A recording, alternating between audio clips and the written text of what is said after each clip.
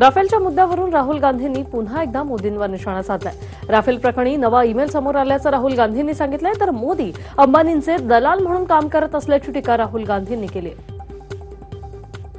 अनिल अंबानींना 10 दिवसांआधी करार कळला असल्याची टीका राहुल गांधी यांनी केली, तर अनिल अंबानींना मोदींनीच कराराची माहिती दिली असल्याचा आरोप देखील राहुल गांधींनी केलाय।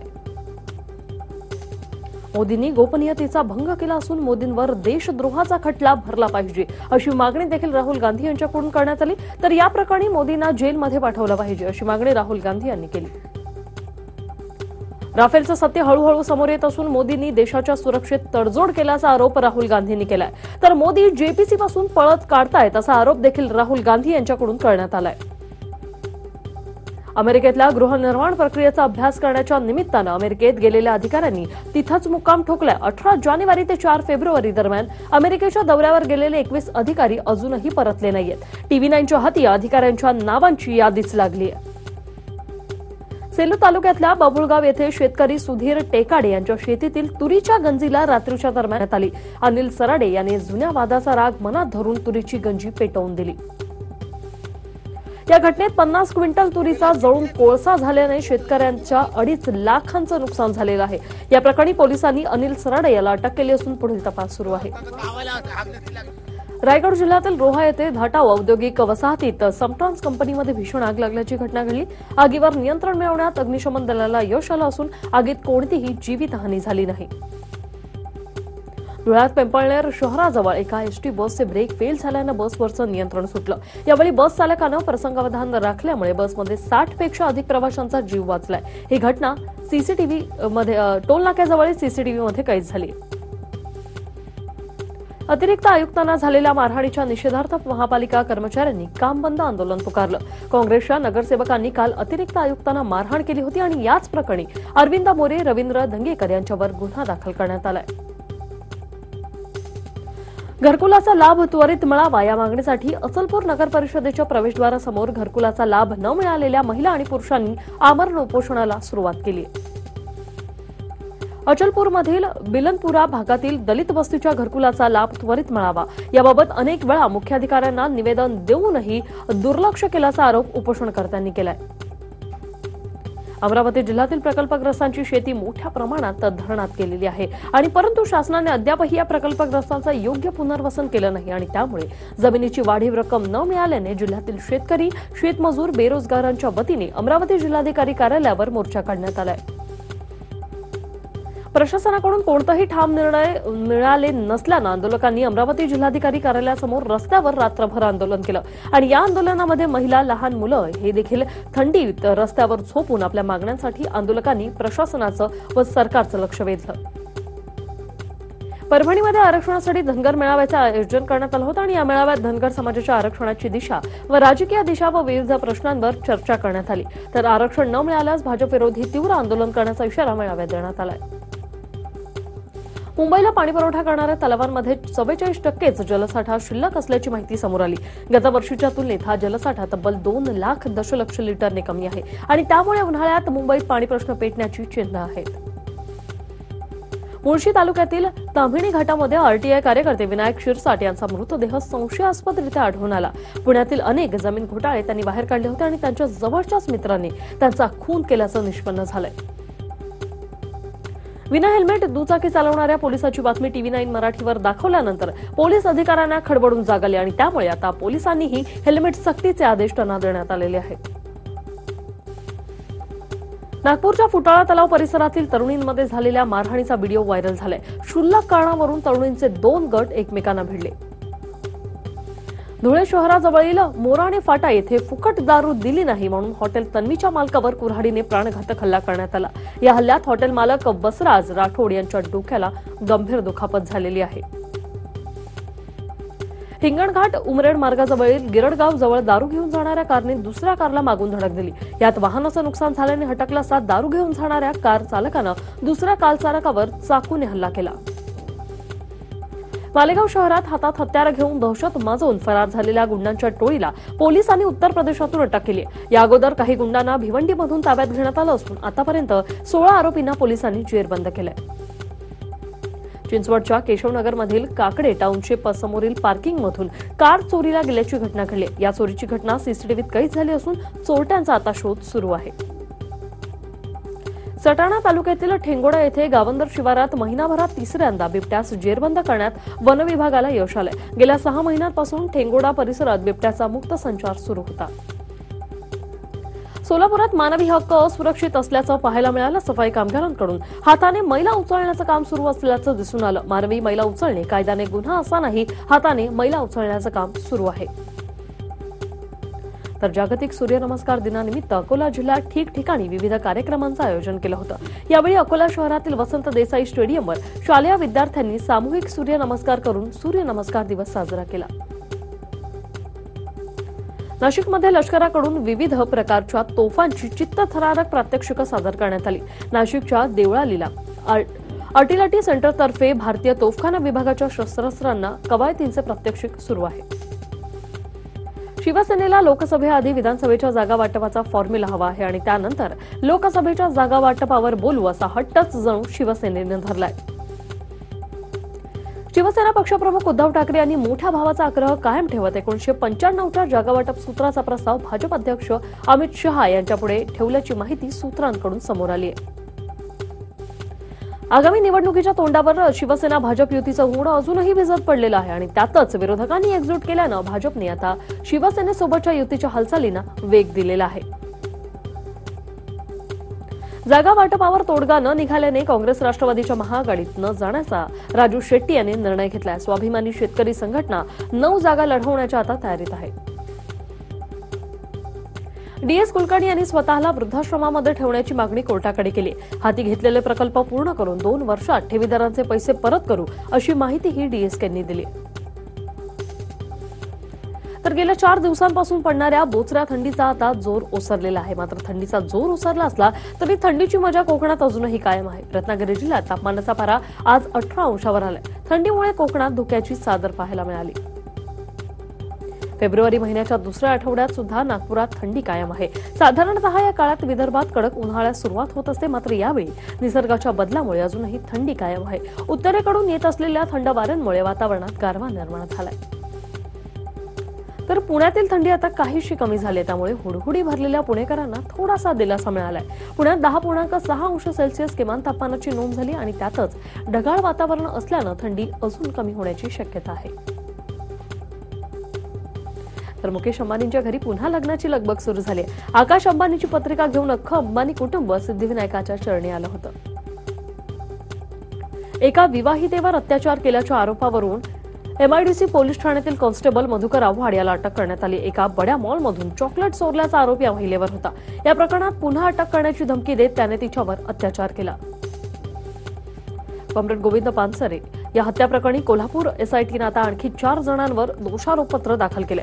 सुमारे 400 पानांचं हे दोषारोपपत्र असून 85 साक्षीदारांची यामध्ये नावं आहेत। आतापर्यंत 8 आरोपींची एसआयटीकडून चौकशी करण्यात आली आहे।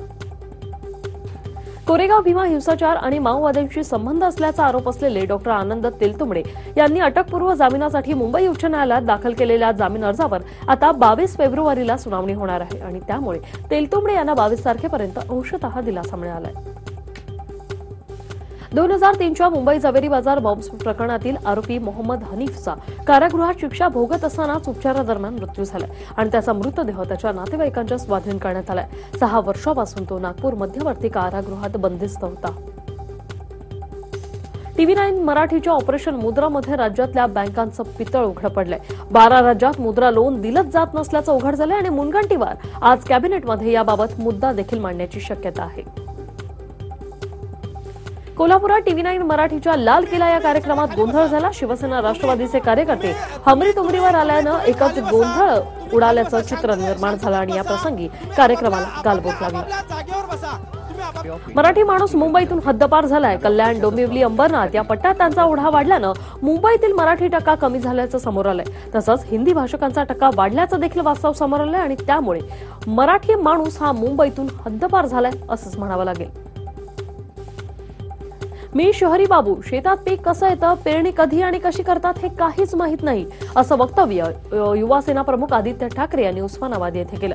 मात्र शेतातील काही कळत जरी नसलं तरी शेतकऱ्यांनी संकटाच्या काळात शिवसेनेला हाक दिली, ती हाक ऐकून दुष्काळ पाहणी करत इथे आलो, असंही ते म्हणाले. गुन्हेगारांना माफी असते, मात्र शेतकऱ्यांना अद्याप कर्जमाफी मिळालेली नाही, अशी टीका उस्मानाबाद येथील दुष्काळी पाहणी दौऱ्यावर असलेल्या आदित्य ठाकरे यांनी सरकारवर केली. जास्त नियम असलेली कर्जमाफी मान्य नसल्याचंही आदित्य ठाकरे म्हणाले. पिंपरी चिंचवड महापालिकेतर्फे चालवल्या जाणाऱ्या जलशुद्धीकरण केंद्राला अजित पवारांचे पुत्र पार्थ पवार यांनी गुपचूप भेट देऊन पाहणी केली. त्याचबरोबर शहरातील काही महाविद्यालयाबाहेर जाऊन विद्यार्थ्यांशी संवादही साधला.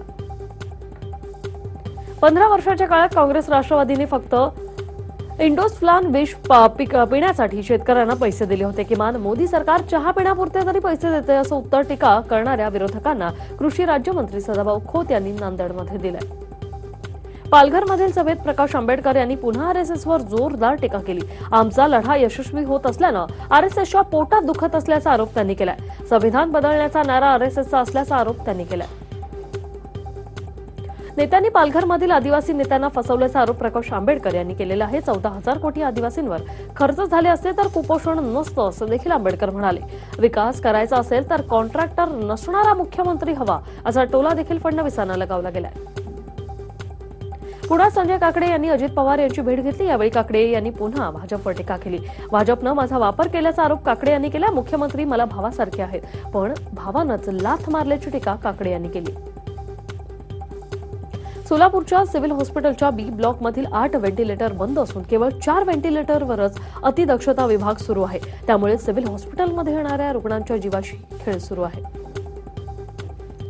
स्वच्छता अभियानाअंतर्गत केंद्र सरकार बंद दरवाजा हे अभिनय खास महिलांसाठी राबवत आहे. मात्र या अभियानाला अंबरनाथ महापालिकेचे हरताळ फासला गेलेला आहे. अंबरनाथच्या काहोजोगाव परिसरात महिलांच्या शौचालयाला दरवाजेच नाहीत आणि महिलांच्या या गंभीर प्रश्नाकडे अंबरनाथ महापालिकेने लक्ष द्यायला देखील वेळ नाहीये. जालना तालुक्यातील सारवाडीत शौचालयाच्या योजनेत कोट्यावधींचा भ्रष्टाचार झाल्याचा आरोप करत भारिपच्या कार्यकर्त्यांनी गटविकास अधिकाऱ्यांना घेराव घालत जोरदार निदर्शनं केली. शौचालय न बांधताच लाभार्थ्यांच्या नावे पैसे उचलल्याचा आरोपही यावेळी करण्यात आलाय. महापालिका आणि उपनगर जिल्हाधिकारी यांनी वर्सोवा यारी रोड येथील कवठ्या खाडीत 150 झोपड्या जमीनदोस्त केल्या आणि विशेष म्हणजे गेल्या 20 ते 21 वर्षांपासून येथे असलेल्या सुमारे 150 झोपड्या कोणतीही नोटीस न देता आणि पर्यायी राहण्याची व्यवस्था न करता जमीनदोस्त करण्यात आल्या. मोदी सरकारच्या काळात बेरोजगारी वाढली असून पंतप्रधान नरेंद्र मोदींना याची जाणीव करून देण्यासाठी ठाण्यात राष्ट्रवादी काँग्रेसच्या वतीने अनोख्या पद्धतीने आंदोलन करण्यात आले. शेकडो तरुणांनी रोजगारासाठी ठाण्यातील दमाणी इस्टेट पोस्ट ऑफिस कार्यालयातून आपला बायोडेटा स्पीड पोस्टने पंतप्रधान नरेंद्र मोदी यांना पाठवला. पोलीस भरती प्रक्रियेतील अन्यायकारक शासन निर्णय आणि डान्सबार विरोधात भारिप आक्रमक झाली. शासनानं निर्णय तात्काळ रद्द करण्याची मागणी रायगडमध्ये आंदोलनकर्त्यांनी केली. तसंच मागणी मान्य न झाल्यास तीव्र आंदोलनाचा इशाराही यावेळी देण्यात आलाय. अर्थसंकल्पीय अधिवेशनात पुरेसा निधी न मिळाल्याने राज्यभरात आयटेक संघटनांनी आता आंदोलन केलं. याविरोधात जालन्यात शेकडो अंगणवाडी सेविकांनी रास्ता रोको करत जेल भरो आंदोलन केलं. नालासोपाऱ्यातील सेंट विलिब्रोड्स या शाळेत 6वी शिकणाऱ्या एका विद्यार्थ्याला कराटे शिक्षकांनी चक्क 200 उठाबशा काढायला लावल्यानं त्या विद्यार्थ्याला रुग्णालयात दाखल करावं लागलं. याच्या विरोधात मुलाच्या पालकांनी शाळेविरोधात गुन्हा दाखल केलाय. तर याबाबत शाळेनं अद्याप कोणतीच प्रतिक्रिया दिली नाही. अन्न आणि नागरी पुरवठा मंत्री गिरीश बापट यांच्या मलबार हिल येथील बंगल्यातील सर्वंट क्वार्टर्सला सोमवारी रात्री आग लागली होती. अग्निशमन दलाच्या जवानांनी आगीवर नियंत्रण मिळवलं. बापट यांचा ज्ञानेश्वरी बंगला मुख्यमंत्री देवेंद्र फडणवीस यांच्या बंगल्याशेजारीच आहे. यावेळी खुद्द जलसंधारण मंत्री गिरीश महाजनही घटनास्थळी उपस्थित होते. त्यांनीही आग विझवण्यास धावपळ केली. सुदैवाने यामध्ये कोणतीही जीवितहानी झाली नाही. ही आग शॉर्ट सर्किटमुळे लागली असल्याची शक्यता वर्तवण्यात आली आहे. संसदेत माजी पंतप्रधान अटल बिहारी वाजपेयी यांच्या तैलचित्राचं अनावरण करण्यात आलंय. राष्ट्रपती रामनाथ कोविंद यांच्या हस्ते हे अनावरण करण्यात आलंय. दिल्लीतील अर्पित पॅलेस हॉटेलला भीषण आग लागल्याची घटना घडली. या आगीत 17 जणांचा होरपळून मृत्यू झालाय तर काही जण जखमी झालेत. राजस्थानमध्ये आरक्षणाच्या मागणीसाठी गुर्जर समाजाचं आंदोलन सुरूच आहे. आंदोलनस्थळी नागरिक तळ ठोकून आहेत तर आंदोलनस्थळी आंदोलकांच्या जेवणाची सोय करण्यात आल्याचं पाहायला मिळालंय. मध्य प्रदेशमधील हरदा येथे पाण्याचा कालवा तयार करण्यासाठीच्या मागणीसाठी शेतकऱ्यांनी ठिय्या आंदोलन केलेलं आहे. जम्मू काश्मीरमधील पुलवामा येथे दहशतवादी आणि सुरक्षा दलांच्या जवानांमध्ये चकमक झाली. बिहारमधील गया येथे एका नक्षलवाद्याला अटक करण्यात आलेली आहे. विनोद मावंडी असे या नक्षलवाद्याचं नाव असून त्याच्याकडून एक पिस्तूल हस्तगत करण्यात आली.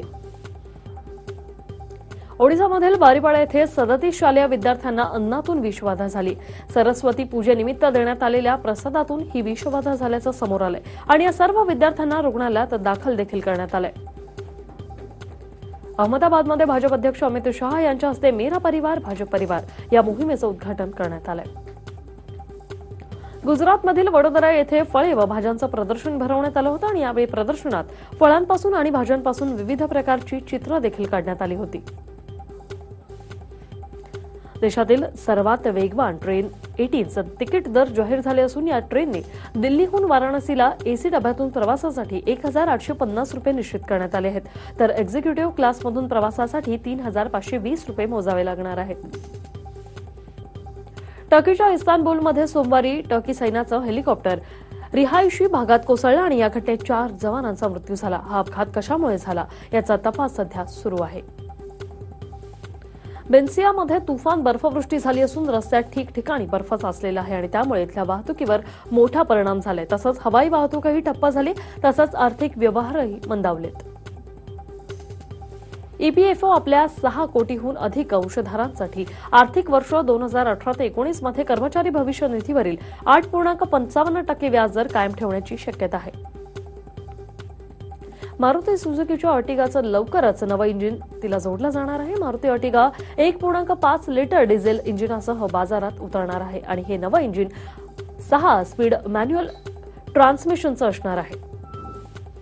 दिवसागणिक बाजारात नवीन तंत्रज्ञानाचा मोबाईल दाखल होत असताना सॅमसंगनेही आता आपली एस सिरीज बाजारात दाखल होणार असल्याचं जाहीर केलंय. एस सिरीज अंतर्गत सॅमसंग 3 स्मार्टफोन लॉन्च करणार आहे.